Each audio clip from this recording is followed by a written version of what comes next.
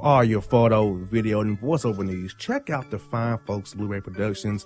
They will take good care of you. If you don't believe me, you can see for yourself. Check out their work at blueberryproductions.tv, the Facebook page, Blueberry Productions, also a Vimeo page, a YouTube page, and it's Blueberry, BLUBERRY, Prod on Twitter. Check them out today. Blueberry Productions, great people, great work, great service. Hip-hop fans, I got a great album for you. The debut album from Family Grind ENT, True Speech and 313 Fresh. We're going to give you 2 discs, 33 songs of pure, genuine hip-hop. Albums available on iTunes, Amazon, Google Play, illstreetrex.com, and streaming live right now on Rhapsody, Beats Music, Spotify, Xbox Music, Slacker Radio, and SoundCloud. Check them out today. True Speech and 313 Fresh. Family Grind ENT. Believe in it. Get it.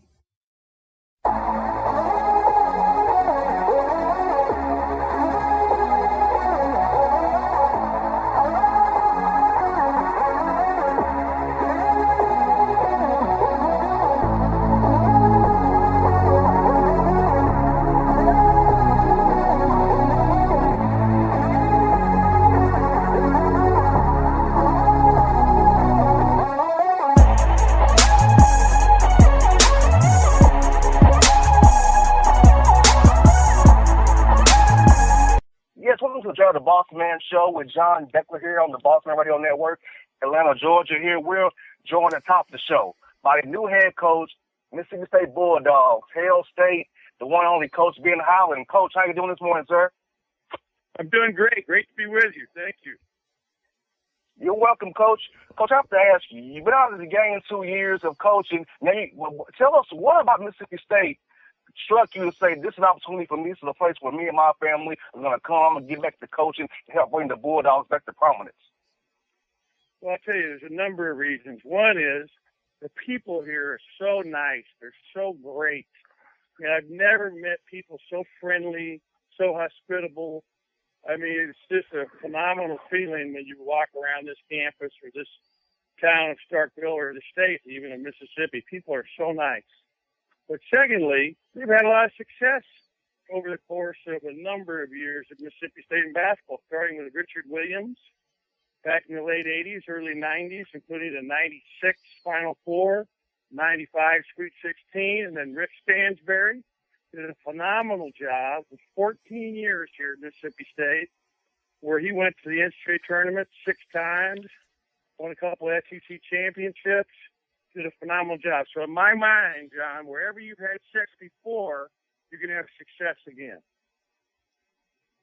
Yes, indeed. And, Coach, do you feel like that 2-year break was good for you? Or was recharging your batteries, getting to spend time with your family, and staying close to the game by working in NBC and Fox as an analyst? Because if I look at you up, Coach, you've been going 32 straight years before your break at UCLA without a break. So was that good for you and your family to get that 2 years kind of get your batteries back juiced up? Yeah, it was really good. The first year in particular, going 32 straight years in Division I coaching, it was good to have a sabbatical. But last year doing TV really made me miss it more. Being around the games, doing games, being around the kids and the other coaches. I mean, we have the greatest jobs in the world being a coach, whether it's basketball, football, baseball. Coaches do something they love to do. There's so many people who would love to be in these shoes and have the opportunity to coach these young people, recruit, build a program, be around young people every day, be in a college environment. As you remember, that's the best time in life, going to college, and I never left. I've been doing, this will be my 33rd year. There's definitely nothing wrong with that, right, JR? Yeah, okay, Coach. I love being around colleges myself, Coach. I cover college sports a lot because, I was at Tennessee State up in Nashville, and I go up there, cover their games a lot. And being back on campus, I'm just 28, so I still feel like I'm young enough to be on the campus, and the kids still respect me and see me as like one of their peers. I'm not the old guy on campus with that creepy old guy. So it's still supposed to be around the college campus. I'm working now, covering the team now. No question. I'll tell you what's even more exciting for me is being in the SEC. This is such a great league. The people in the South in this conference are so passionate about their schools. People in Mississippi love Mississippi State. Absolutely love it. They live and breathe. They bleed maroon. And I love that feeling of representing an institution that has so much love for it. And the conference is phenomenal. When you look at the SEC football, I can't wait for September 12th when we open up our football season against LSU here in Starkville. I'm just so excited. I watched those games last year where Dan Mullen had our program number 1 in the country 5 straight weeks in a row. He's done a phenomenal job here. It's exciting to be a part of the SEC, and it's exciting to be a part of Bulldog Athletics. Well, and Coach, that kind of dovetails into my next question, and that would be, what do you see the difference in the conferences? You know, going from the Pac-10, Pac-12, and then coming into the SEC now. On the court, what do you think the differences are going to be there? Knowing that you're a couple years out, but still, there's going to be something. Do you have an opinion on that?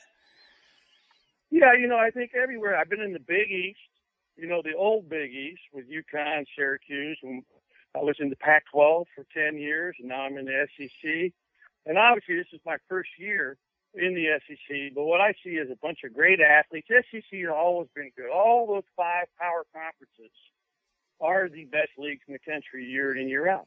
And you look at the teams, you look at like Kentucky and Florida and what they've done over the last decade. That's 3 national championships out of this league in the last 10 years. I think the league's getting better with the addition of Rick Barnes, Avery Johnson. You look at Bruce Pearl coming back to Auburn, Mike White at Florida. I mean, there's been some really good coaches added to this conference here in recent past, and I think our league's ready to explode in basketball. The SEC is by far the best football conference in the country every year. It's not even debatable.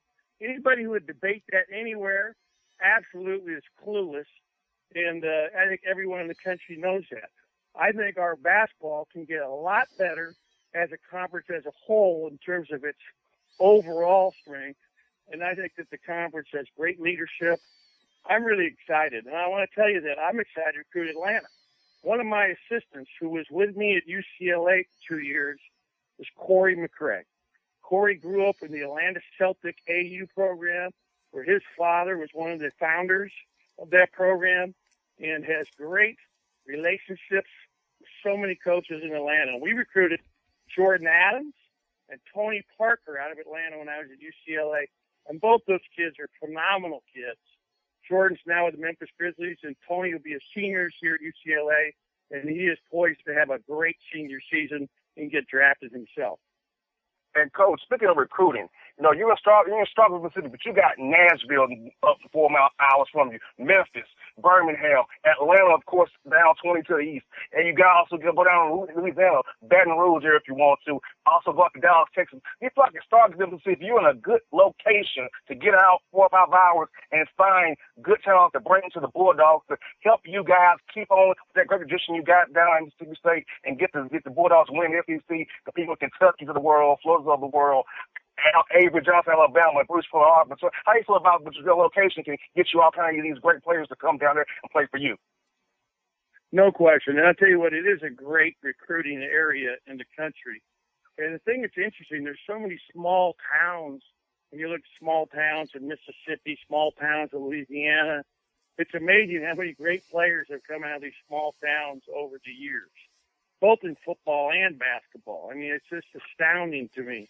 Mississippi has 3 million people in it, and the amount of athletes that are produced in this state is as good as anywhere, per capita. Memphis is one of the best locations for basketball of kids come out of high school anywhere in the country. Everybody knows that. It's unbelievable how many good players. And I think Atlanta, Georgia, is as good as anywhere in the country at producing players. So it really is, there's just so much competition. The whole key to success is the ability to recruit and then develop players. And, I'm excited because we have great facilities, an unbelievable strength and performance coach, and I have a great staff. So I'm really excited to be here. Yeah, Coach, you mentioned it just now in your response. Once you get these young men into the program, leadership and values, core values of the program. What type of leader are you? What type of leader do you plan to be there at Mississippi State? And what can people expect to see from you as the leader of that program and the a representative of the university as a whole? Yeah, that's a great question. I mean, this place, our leadership starts with our president, Mark Keenum, and then our athletic director, Scott Strickland, both Mississippi State graduates, both personally invested in the university where they graduated from and have a personal investment, not just a job, it is their lives. And I love to be working for people that are so supportive of the athletic programs. And it's about being, number one, a good person. You know what I love about being in the South? I got to be honest with you. I love that you don't have to hide the fact that you can be a good Christian. The Christianity is important. Being a good person, being a good role model for people as a coach is very important for all of our coaches. I think that's a wonderful thing. I really like that aspect of being in the South and being here in Starkville in particular. But, it's about work ethic. It's about discipline. It's about the ability to sacrifice. It's about being unselfish. It's about knowing in your heart that you're working harder than your opponent in everything that you do every day, and that you have that attitude in everything you do. The greatest thing about athletics is the education these kids get. I mean, they come here to this school and get such a great opportunity to grow as people and as human beings. And we oftentimes forget that. We get so caught up in the athletics and the W's and the L's, sometimes it's lost. But the most important thing are these kids are growing to become leaders in our society. There's a few of them, they're going to make it in the pros. I've had over 20. But, I mean, I'm most proud of our guys when they're done playing and what great kids, fathers, people, business people, teachers that have gone on and done great things in their lives. And folks, we're joined by the head coach of the Mississippi State Bulldogs, Ben Howland, on here on the Bossman Show with John Beckler and Coach. For those in the South, the Southeast Conference fans who have not seen your team play before, who might not be familiar with you, which I don't know why they wouldn't, but some people are not familiar with you, which when they watch your team play this year, what do you want them to take away from watching the Bulldogs play, and what do you want them to say about Mississippi State and Coach Ben Howland and the guys he took out on the court playing every night? Well, we're going to play very hard defensively. We're going to play man-to-man defense. I'm not a zone coach. I'm concerned about how they're going to call the game this year. They're talking about calling the game really tight like they did 2 years ago and calling every ticky-tack foul. And I hope that there's a balance there because you want to let your kids play. College basketball is different than the pros. We don't get to coach them nearly as much as you get to do when you're in the NBA, where there are no limits and there are no hours that you have to cut off at. But I want our team to play, and we're going to play extremely hard. We're going to play very tough man-to-man defense. We're going to push the ball every time we get it on a missed or a made shot and try to score in transition right away. We want to play fast, and then if we don't have anything, then we want to execute. We're going to be a team that sets good screens, and most of all, we're going to be a team that is unselfish, that makes the extra pass, that plays as a team. At the end of the day, this is a team game, and you win and lose as a unit, as a team. Yes, indeed. And, Coach, I want to ask you about your non-conference schedule, too. What do you feel like you'll schedule your team? You want to do a tough schedule? You want to get some regional games, maybe going with maybe a Memphis, or you play some of the schools in Alabama? How do you want to do your non-conference schedule going forward as you get to make your own schedule next year? Well, this coming year, we're already scheduled to play, for example, at Florida State, which will be a very difficult opponent. Leonard Hamilton does a phenomenal job and really is going to have a good team this year. He had one of the best recruiting classes in the country. We're going to be in Puerto Rico in the tournament prior to Thanksgiving with really good teams. Utah's going to be in there. Butler's going to be in there. Here's Miami's in there. Minnesota's in there. There's a Texas Tech that Tubby Smith's in there. There are a number of really good teams. That'll be an early test for our team. But I'm excited about our team. We have 5 seniors coming back, like Craig Sword, Gavin Ware, Fred Thomas, and Travis Daniels. Those 4 seniors played last year. And we added one of the best freshmen in the country, Malik Newman. Malik Newman will be our point guard. He is a phenomenal talent out of Jackson, Mississippi. I am very grateful and feel very blessed that we were able to land him when I got the job March 24th. To have him sit in Jackson, one of the top 10 players in the country, unsigned, was phenomenal. And the fact that his father went here and he grew up being a Bulldog fan was really, really a great thing for us. Because this kid, this is our 4th week now. We've had summer practice, and he really looks good, and he has great leadership skills.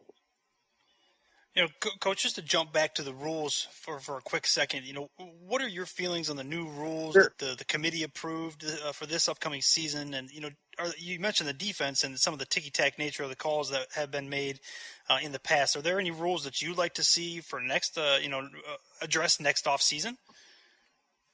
You know what I like? I like what they do in the NBA. Our game is wanting to be more of an NBA game based on what the rules are. They're taking away the timeout, which is fine. They've cut it back to 30 seconds, which is fine. They want it to be more scoring. Okay, now we don't have as skilled a player night in and night out as you do in the NBA. I mean, what really helped, we only get to coach our kids 2 hours a week during the summer. We have 8 weeks where we can coach them 2 hours a week.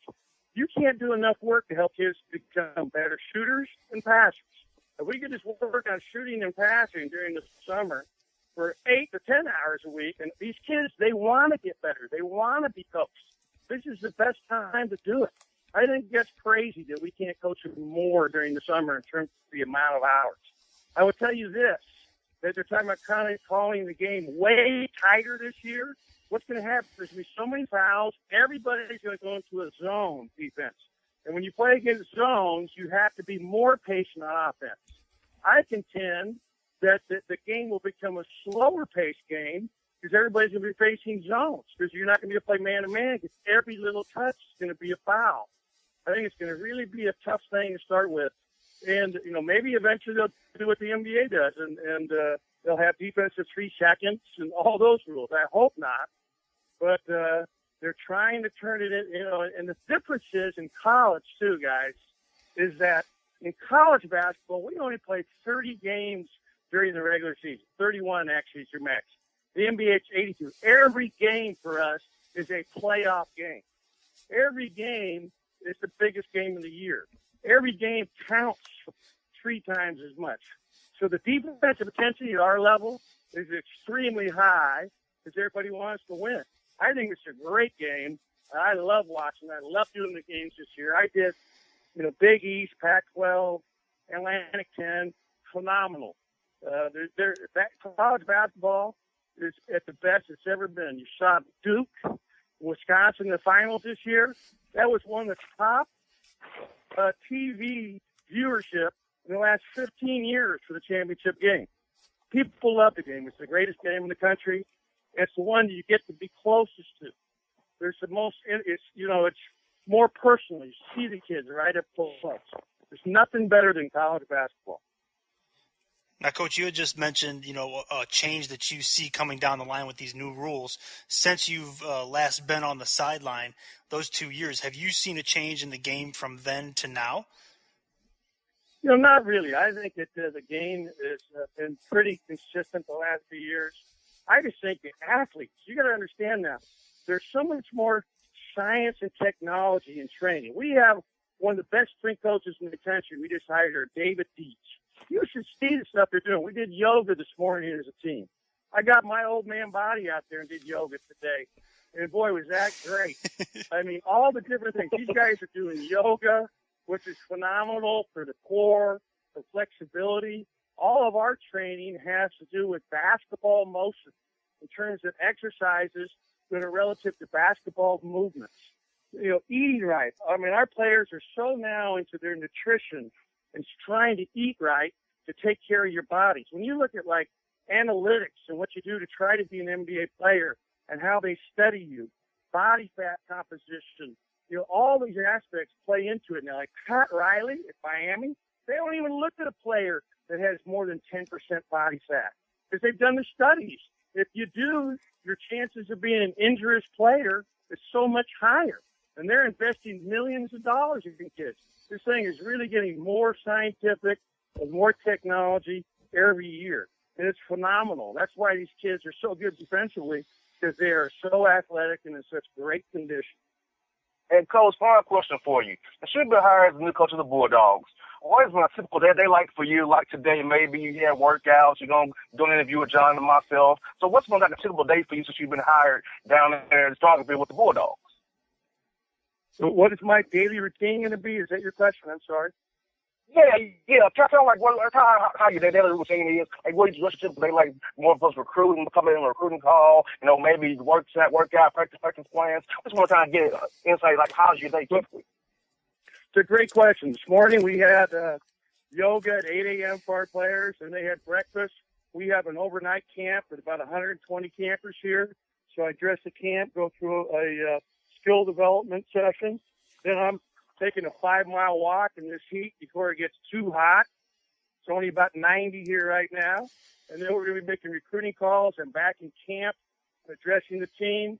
We actually had 2 days, the last 2 days where we coached. Today, our players will be in the weight room from 4:30 to 5:30 doing performance training. I say weight room. They're doing all sorts of stuff in there. It's just amazing how good our strength coach is. And then at 5:30, our guys will play 5-on-5 for about another hour. They go to school all day long. It's a great schedule. Think about this. Our players eat breakfast after doing yoga. They'll go to study hall from 9 to 10, class 10 to 12, come back, have lunch, have a snack in between each day. They have 2 meals and 2 snacks before we start our workout. That's what they're supposed to be doing. Then they work out for a couple hours. They come back. They're done for the day, except that they have some studying to do at night. And we're making recruiting calls all night long. That's the best time to try to catch kids. It's in the evening, either texting them or calling. I hear that, Coach. Well, Coach, I tell you what, I'm glad to have you on the show. I've always been a fan of yours from Northern Arizona, Pittsburgh to UCLA, watching you on TV. And I said to John, we have to get Coach Howland on the show because I tell you what, the people of Atlanta need to hear from him, and the city of Atlanta loves you. And I've got texts about you as well. So when I tell people to have you on, so Coach, it's grateful to have you on the show. Look forward to seeing you on the road this year. We'll be here in Atlanta, Vandy, or I catch you at Ole Miss. We'll definitely catch up, Coach, in person as well this year, Coach. Well, I really appreciate being on the show, and I appreciate all the fans out there at Mississippi State, and I'm really excited to be recruiting this area, and I'll be in Atlanta a lot. I'll be over there, Buckhead. I love the whole area and love the food, so I look forward to seeing everybody. Thanks very much. You're welcome, Coach. You have a great day now. Thank you. All right, that was the coach of Mississippi State Bulldogs, Ben Howland on the Bossman Show. We have more Bossman Show for you after the break.